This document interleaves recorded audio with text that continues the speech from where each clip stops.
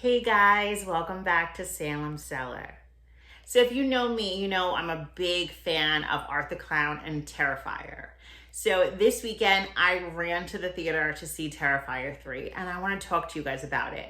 I'm going to start off with no spoilers because I don't want to ruin it for people who haven't seen it yet because it was just released, but then we're going to get into it. But I'll give you guys warning first. I'll be right back.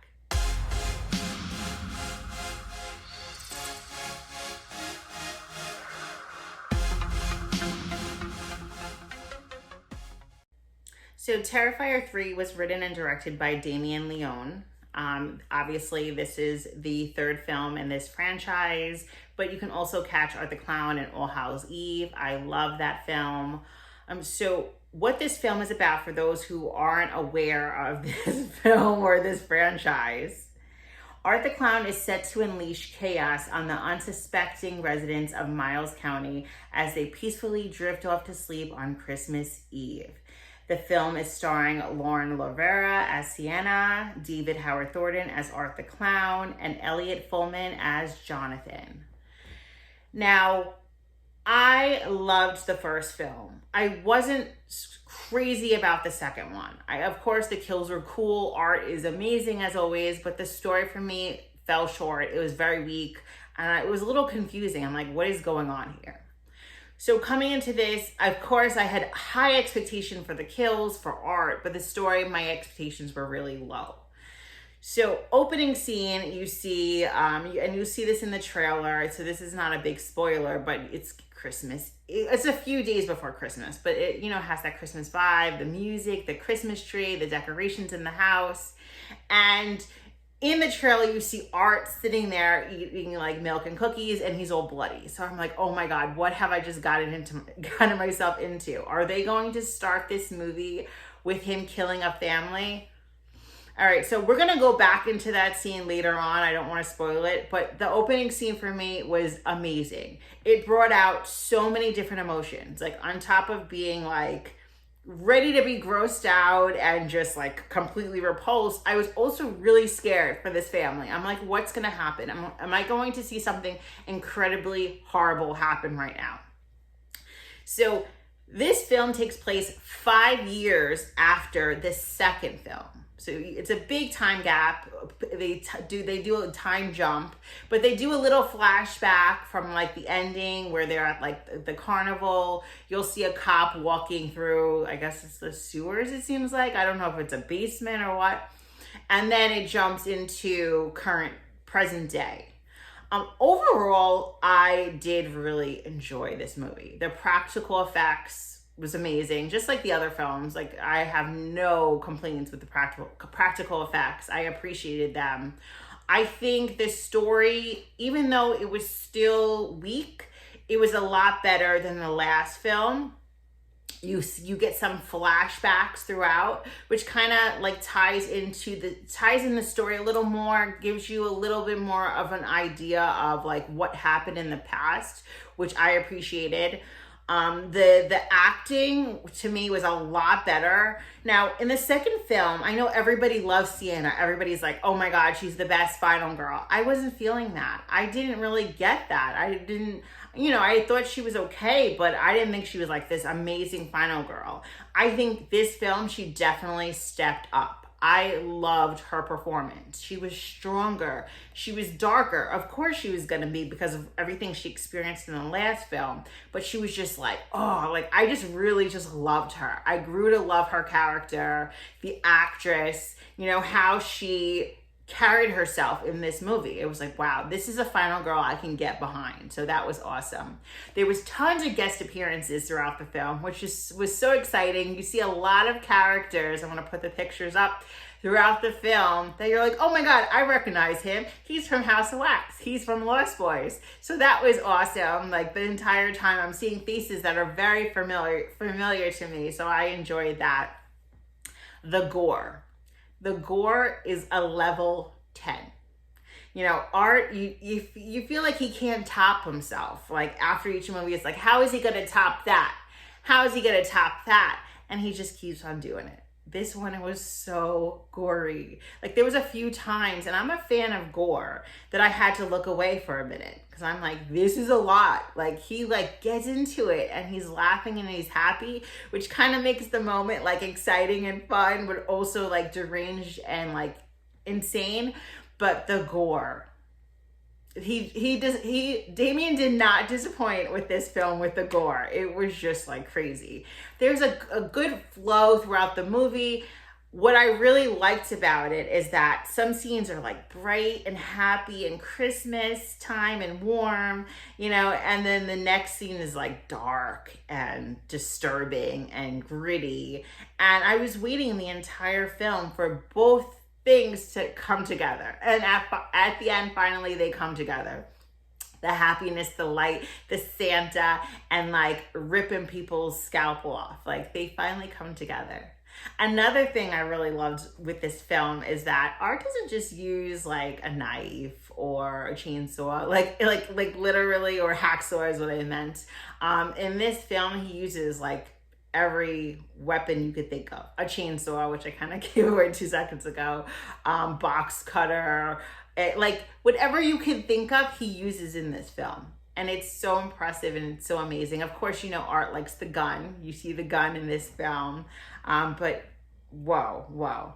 Out of a 5, I would give it a 4. I really loved it. Like my only complaint with this movie was the weak story. The story is still weak. It was better than the last one, but it was still lots of holes. But when I think back to other films that I love so much, like I don't know why I'm holding this film, I just because I love Art so much, but like on this high pedestal, because when I think of Michael Myers, when I think of Jason, and when I think of Freddy, there's so many holes in these films. A lot of these things don't make sense at all. I'm like, okay, but we still watch them. Final Destination, there's so many holes in that, but we still watch them, we still enjoy them. So let's just go in these movies and have fun, and let's not take them too seriously. And that's what I really did. I know that like when you bring the supernatural element to these films, they're not going to be exactly like accurate. There's going to be holes. There's going to be things that are not believable. This is not Scream with real people. These are supernatural characters. In this movie, they bring more the devil and angel element, which I liked. But yes, I would give this film a 4. Would I watch it again? Absolutely. Like I'm ready to own this film and put it on every night before bed. It's just like, it got me ready for Christmas. Like I'm still always in spooky season, but I'm now I like want to decorate for Christmas. I want to put milk and cookies out. I don't want Art to come to eat them, but you know, there's that vibe throughout the film. I'm like, how can they take this Halloween movie and bring it into Christmas? And they did it, and they did it in a great way. It was so much fun. Like I was just blown away, honestly. I loved every second. I walked out of that movie theater pumped and ready for more Art. I felt dirty, and I felt a little like I needed to clean my soul, whatever. Like I just felt like a lot of the scenes, like the opening scene, and there was like the mole scene. If you've seen the movie, you know what I'm talking about. We'll talk about that later. That was just like, oh my God, that's just so messed up. But I don't know, I just love it. I love it. There's something about David Howard Thornton, how he plays this character, that is just amazing. He is amazing. I don't think anybody else could have done it the way he does. All right, so I'm gonna get into spoilers now. Thank you guys who've watched it. Come back after you've seen the movie and watch the rest. But now this is for like people who have went to see it opening weekend. All right, spoilers. All right, guys, that opening scene. What? I had such anxiety watching this. I'm like, this poor family, like their house is decorated so beautifully. It's like you see the parents, you see like the little girl and the brother, and you're like, oh my God, they're just all gonna die. The kills, like so I have to say, I'm very happy they didn't show the little boy getting hacked up. We knew what was happening. You can hear it. And you know, if you've seen All Hallows Eve, you know Art's not afraid to hack up little children. He doesn't discriminate. Anybody is going to get it. But I'm happy they didn't show that, because I think like that would be pushing the envelope. Like you'll go from like Terrifier to Serbian film. And I refuse to see Serbian film. And I don't think we should, like, I wouldn't want this beloved franchise that I love so much to go that dark. We know the kids are dying. We get it. We don't really have to see it. But the mom, on the other hand, like that was brutal. I felt so bad. Like literally, you see your husband get hacked up. Then you see your son's body, like literally ripped apart. And then you have to go through that. Like he chopped her up. He did like chopping her arm off this. And I want to say the actress was amazing. So I'm sure some of you might have recognized her, especially if you watch my channel, but her name's Chrissy Fox, and she is the star in the movie that's coming out called Little Bites. Now, this is the Spider-Man film. We did the trailer reaction here. I didn't recognize her at first, but it took me a little bit. I'm like, wait a second, I know that face. But yes, that's the same actress. The scene was impressive, it was gory, and it was gross. And I'm really happy they didn't show what happened to the little girl. You know, the little girl ends up hiding, and then Art finds her, of course, and we know what fate she had, but I'm happy that they didn't make us watch it. So after that scene, they do like a little like flashback to after everything happened with Sienna and Jonathan and Art, and you see this cop, he's walking through, I don't know if it's a sewer or a basement, but it seemed like sewer-like because there's water dripping and it's dark, and I'm pretty sure there's rats there. And you see him, and then he sees like, you know, Art's decapitated body, and then he hears noises and he's calling for backup, and then Art's decapitated body rips off this guy's head and puts it on his head. He takes the train with, I'm pretty sure he was with Vicky at the time. And then he's reunited with, oh no, Vicky's still in the hospital. That's another scene. Oh my God, there's so much in this movie. But he's reunited with Vicky and his head, and he just goes back to his little, it reminded me of the house from It, you know, like that dark, abandoned, like spiderwebs everywhere house, like that he goes and he stays for 5 years. And like, I don't know if he was in just kind of like hibernation or what that was.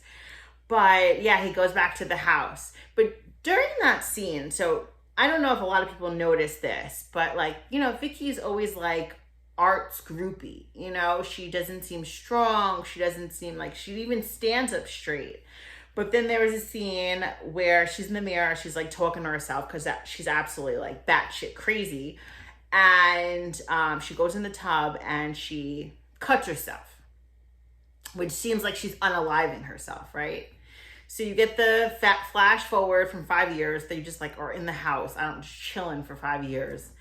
And you see her then again, like inspectors come to the house and they, you know, run into Art and Vicky. But like she comes back alive, I guess. But after that scene, she's very strong. She's standing up straight. She puts on the Pale Girl's dress.